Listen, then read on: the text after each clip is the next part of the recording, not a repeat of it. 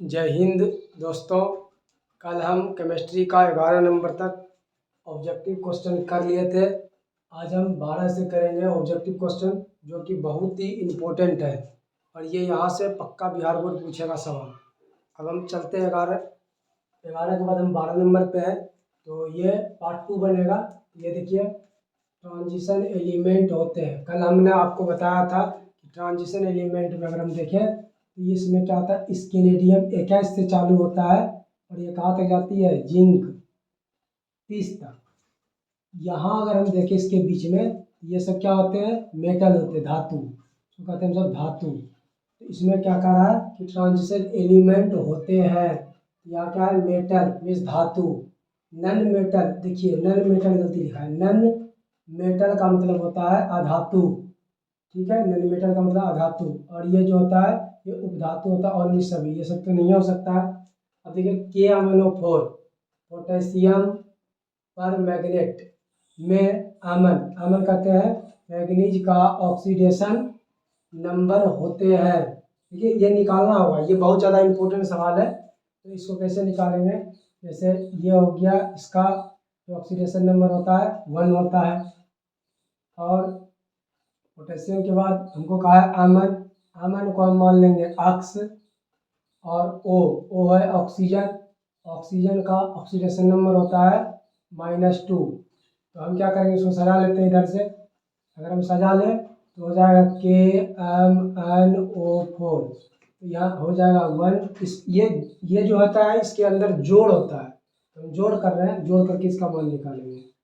ये हो गया, अमन को क्या माने हैं, अक्स, तो अक्स प्लस क्या करेंगे, अच्छा ऑक्सीजन का ऑक्सीडेशन नंबर -2।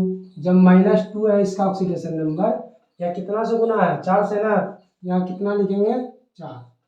अब देखिए अब क्या लिखेंगे, 1 प्लस अक्स प्लस होगा कि माइनस, पहले इसको गुना कर लेते हैं तो -8, इसको खोल देते हैं, 1 प्लस अक्स -8, इधर कुछ नहीं तो 0 लिखना पड़ता है, यहाँ 0 लिख देंगे, करेंगे तो अक्स -7 = 0, अक्स बराबर क्या आ गया, 7। आंसर कौन सी हो जाएगा इसका आ जाएगा ऑप्शन नंबर डी।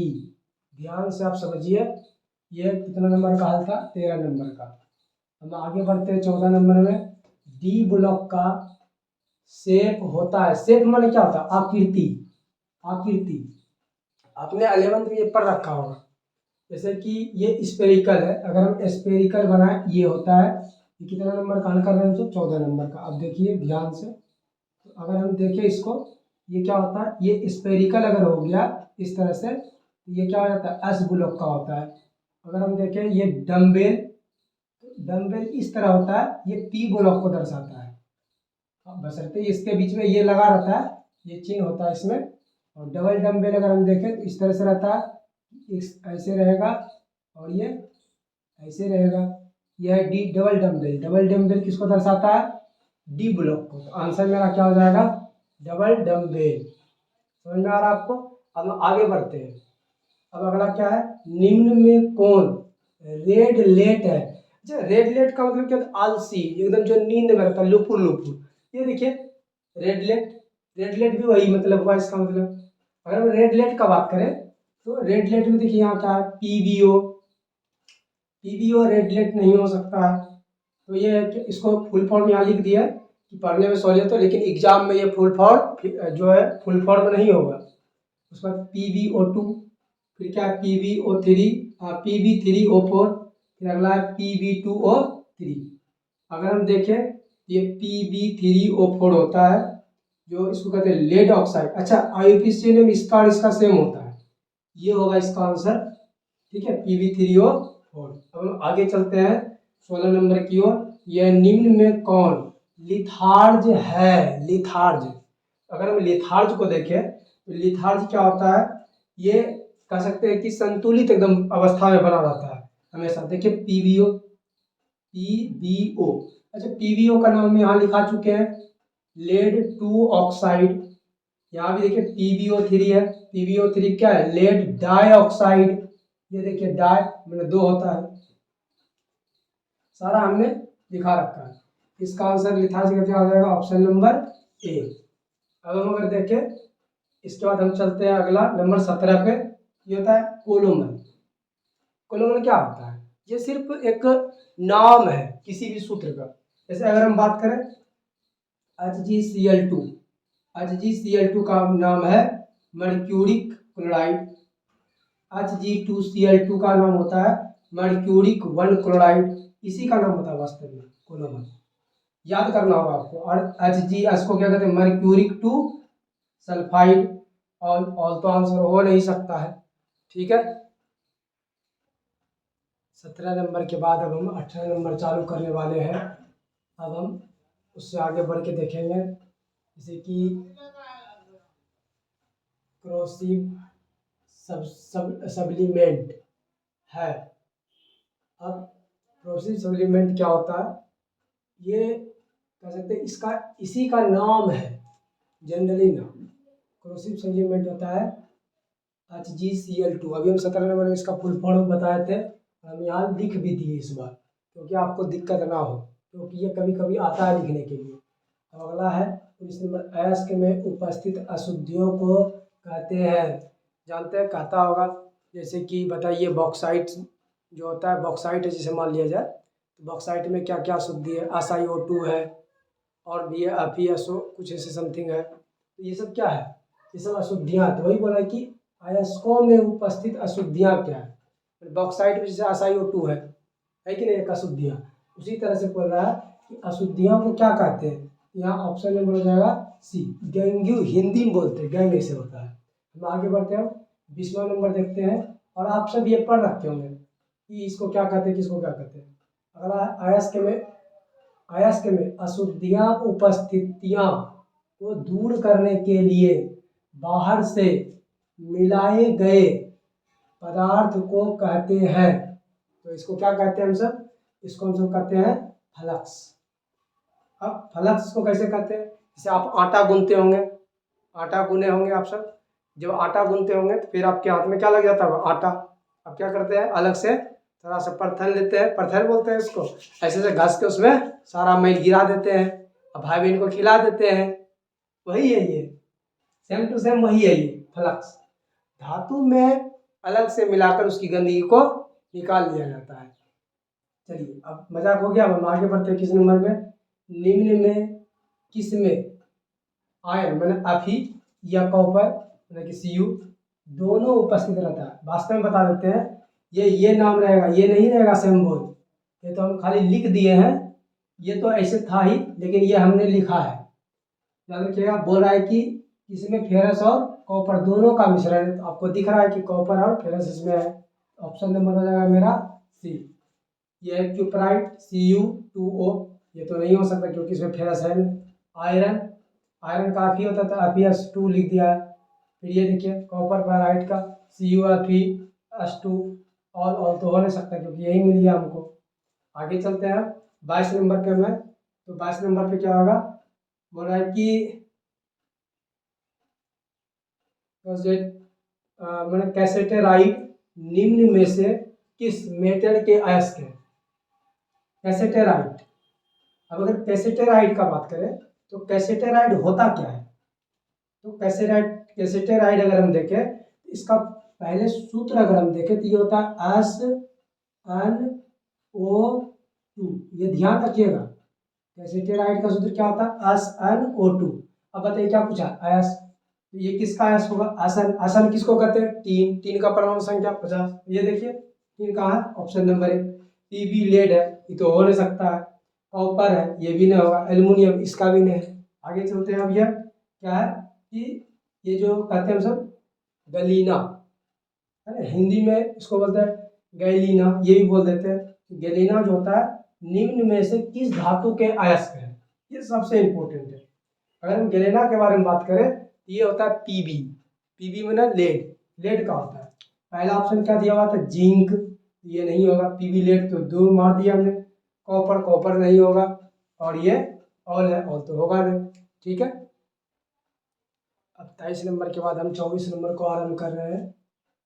यहाँ कहा जा रहा है बॉक्साइट। पहले बॉक्साइट का सूत्र क्या होता है? तो ये आप देख सकते हैं क्या होता है, तो यहाँ हम लिख देते हैं। इसका होता है Al2O3, फिर यहाँ बिंदा होता है तो 2H2O। ये है बॉक्साइट का सूत्र, देख सकते हैं आप। और ये देखिए बॉक्साइट निम्न में से किस धातु के अयस्क है। अयस्क, अगर अयस्क के बारे में पूछा जाता है ये किसका अयस्क है, आप ही देख लीजिए यहाँ किसका होगा, aluminium, option number A. Zinc blende, इसका भी सूत्र हम देख लेते हैं, क्या होता है जिंक ब्लेड का सूत्र, Zn, ये होता है जिंक ब्लेड का सूत्र। ये बोला जिंक ब्लेड अयस्क निम्न में से किस धातु के अयस्क है, फिर अयस्क पे आ गया। तो आप बताइए किसका है, आप बताइए जल्दी क्या होगा, ये जिंक, बहुत बढ़िया, ये जिंक होगा। अब देखिए साइनाइड प्रोसेस, ये एक विधि है, इसको आप पढ़े होंगे, बहुत इंपॉर्टेंट है ये। साइनाइड प्रोसेस के द्वारा निम्न में से किस धातु का निष्कर्षण किया जाता है, किस धातु को निकाला जाता है। अगर हम निकालने की बात करें तो इसको साइनाइड प्रोसेस के द्वारा Ag को निकाला जाता है, इसको निकाला जाता है Ag को। आगे हम बढ़ते हैं, इस सबको अलग मेथड से निकाला जाता है। ये देखिए बॉक्साइट में उपस्थित मुख्य अशुद्धियां होते हैं, बॉक्साइट में उपस्थित मुख्य अशुद्धियां क्या होता है, इसमें देखिए अगर बॉक्साइट है तो ये है Al2O3 इंटू 2H2O, जैसे ये है, इसमें क्या क्या अशुद्धियां पाई जाती है, तो SiO2 की भी पाई जाती है और Fe2O3 दोनों अशुद्धियां पाई जाती है। याद रखिए, देखते हैं दोनों ऑप्शन में से कौन सी है, तो SiO2 है, CaO है, MgO है, ऑल है। यहाँ देखिए ये भी आ सकता है आपके ऑप्शन में और ये भी आ सकता है, तो मेरे ऑप्शन में ये है, तो ऑप्शन नंबर कहाँ चले जाएंगे हम सब, ए में।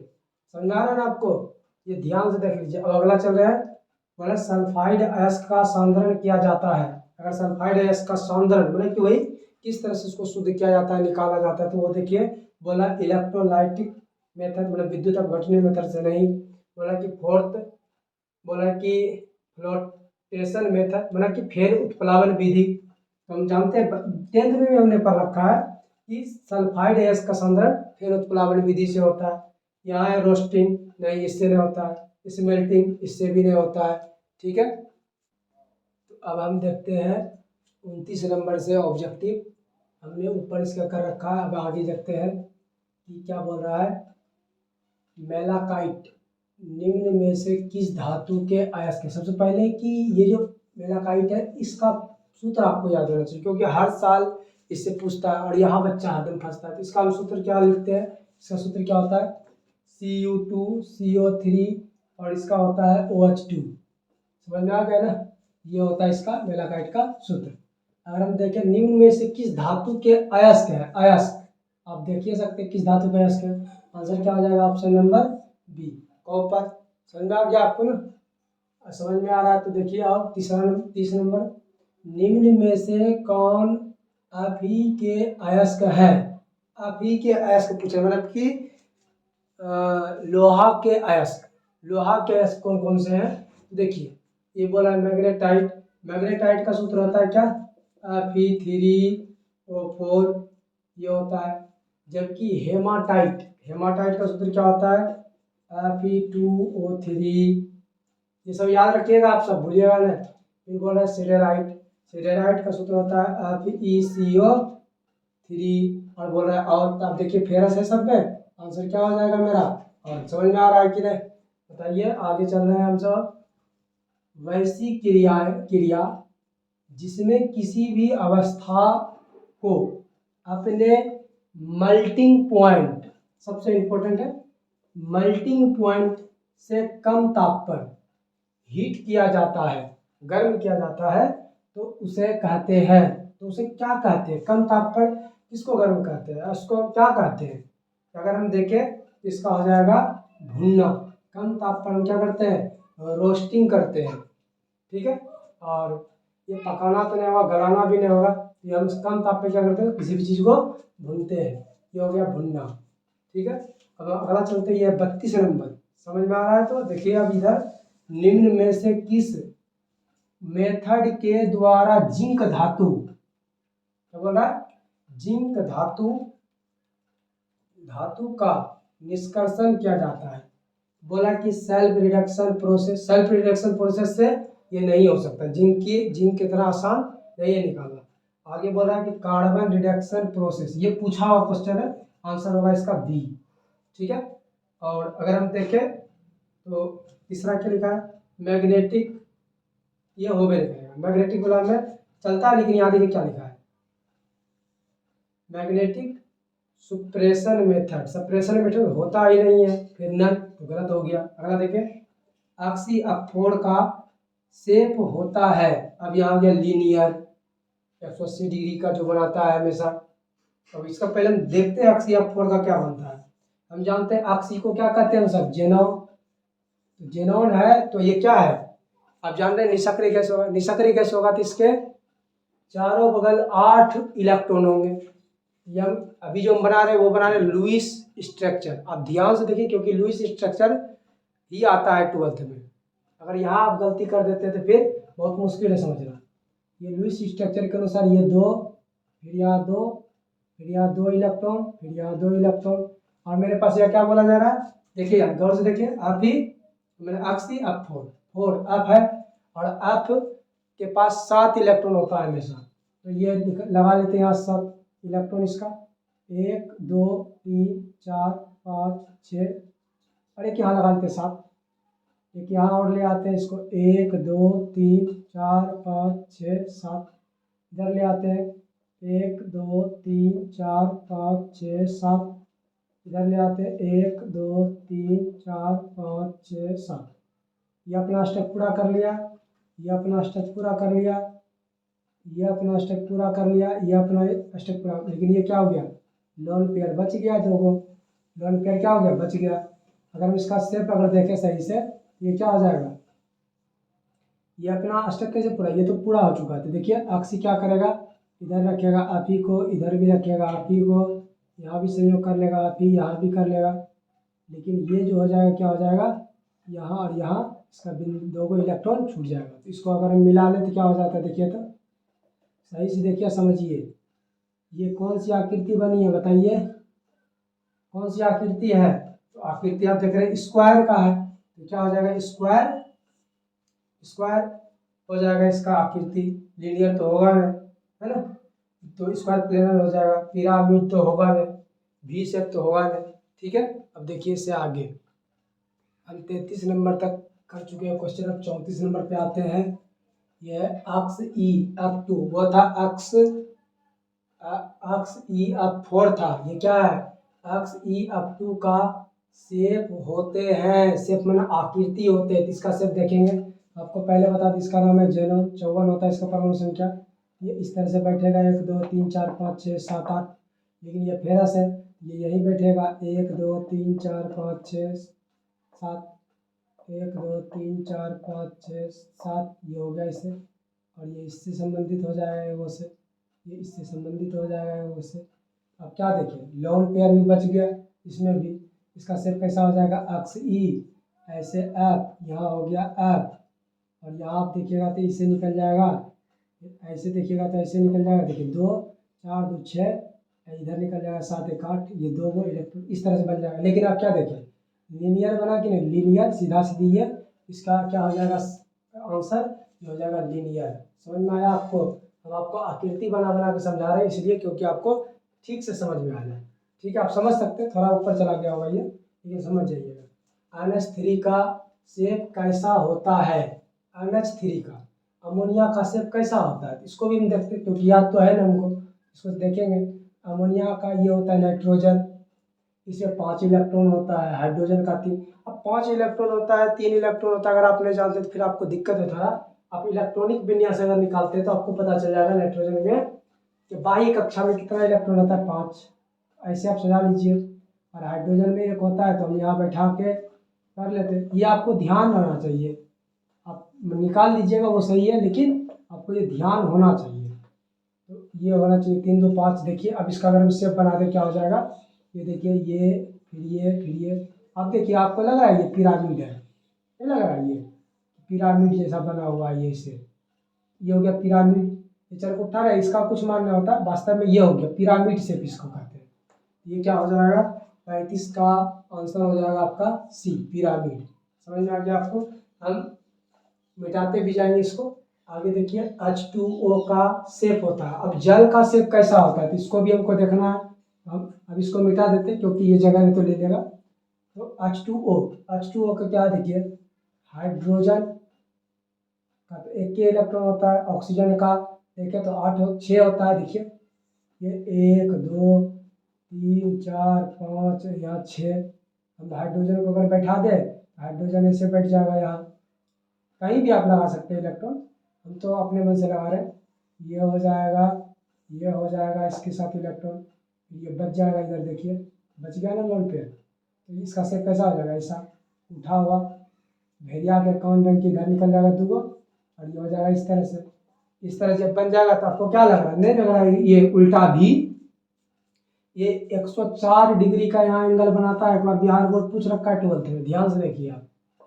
इसको अगर हम देखें, ये भी शेप होता है, तो भी शेप कहाँ है, तो भी शेप ये देखिए उल्टा है, लेकिन ये भी शेप इसको पढ़ा जाता है। समझ में आ गया। हम आगे बढ़ते हैं। निम्न में से किस कंपाउंड में हाइड्रोजन बाउंड नहीं होता है। सबसे बड़ा बात क्या है कि हाइड्रोजन बंधन नहीं होता है, तो कैसे हम पता लगाएं। अब तो ये होता है कि याद करो याद करो, याद तो होता नहीं है, क्योंकि देखिए HF है, HCl है, ये तो हम आपको एकदम सटीक तरीका बताते हैं। कई टीचर सब इसको बता नहीं पाते हैं, लेकिन बहुत आसान चीज़ है। देखिए आप इसमें क्या करना है आपको कि ऐसा ऐसा देखना है, जैसे कि NH3 है तो देखना है कि आसपास का तत्व है कि नहीं। ऐसा नहीं थे कि एक है 5 साल की लड़की, एक है 50 साल का बुढ़ा, वैसा वैसा नहीं चलता है यहाँ। यहाँ कैसा चलेगा, सिर्फ चलेगा ये समान उम्र का होना चाहिए, 1-2 साल छोटा बड़ा होना चाहिए, मतलब 10 वर्ष तक हो सकता है, चल सकता है, लेकिन उतना ज़्यादा बूढ़ा बूढ़ी नहीं होना चाहिए। देखिए आप ध्यान से, जैसे NH3 है, ये देखिए तो NH3 में क्या होता है, N का हो गया 7, ये हो गया 1, परमाणु संख्या बोल रहे, परमाणु संख्या आप देखिए ध्यान से, ज़्यादा अंतर नहीं है इसमें। देखिए इसका भी 1 होगा परमाणु संख्या, इसका होगा 6, ये भी नहीं है। देखिए हाइड्रोजन है 1, ये है 17, देखिए कितना अंतर हुआ। समझ आ रहा है आपको। अब देखिए यहाँ H और ये क्या है 9, इसका क्लोरीन का, आप समझ सकते हैं कि कौन होगा। तो हम जान गए ना, ये जो क्लोरीन है HCl में, ये जो अगर हम देखें क्लोरीन को, क्लोरीन का परमाणु संख्या सर्वाधिक है। जब सर्वाधिक होगा इसका घनत्व जो है, घनत्व पर प्रभाव पड़ेगा, और घनत्व के अधिक होने के कारण ये क्या होता है, हाइड्रोजन बाउंड नहीं बना पाता है। ये हो गया मेरा ऑप्शन नंबर सी। ये समझिए अच्छा से, ठीक है, ज़्यादा दूर दूर रह गया परमाणु संख्या, इसीलिए ऐसा हुआ है। अब ये आप ध्यान दीजिएगा, ये बहुत कठिन सवाल है। अब देखिए अगला क्वेश्चन, ये बहुत ज़्यादा पूछा गया है। 38 में निम्न में से कौन हीलियम के मुख्य स्रोत है। अभी हीलियम आप तो जानते होंगे ना, हीलियम किसको कहते हैं, जो हेलीकॉप्टर या हवाई जहाज के कहाँ भरा जाता है, अथी में, टायर में। तो वहाँ देखिए हीलियम, तो हीलियम आपको कहाँ से मिलेगा आप बताइए, क्योंकि ये तो क्या होता है, कौन सा होता है, ये निष्क्रिय गैस, अर्थात 0 18वां ग्रुप इसको बोला जाता है, जिसका वही चीज़ है। तो वाटर में मिलेगा, H2O में मिलेगा, ये तो गलत है ऑप्शन 1 नंबर। एयर में भी नहीं मिलेगा, ये भी गलत है। ये किस में मिलेगा, मोनाजाइट से जो ये प्राप्त होता है, ये रेडियम से प्राप्त नहीं होता, ये भी गलत है। ऑप्शन नंबर मेरा क्या हो जाएगा, 38 का हो जाएगा सी, 38 का कितना हो जाएगा सी, ठीक है।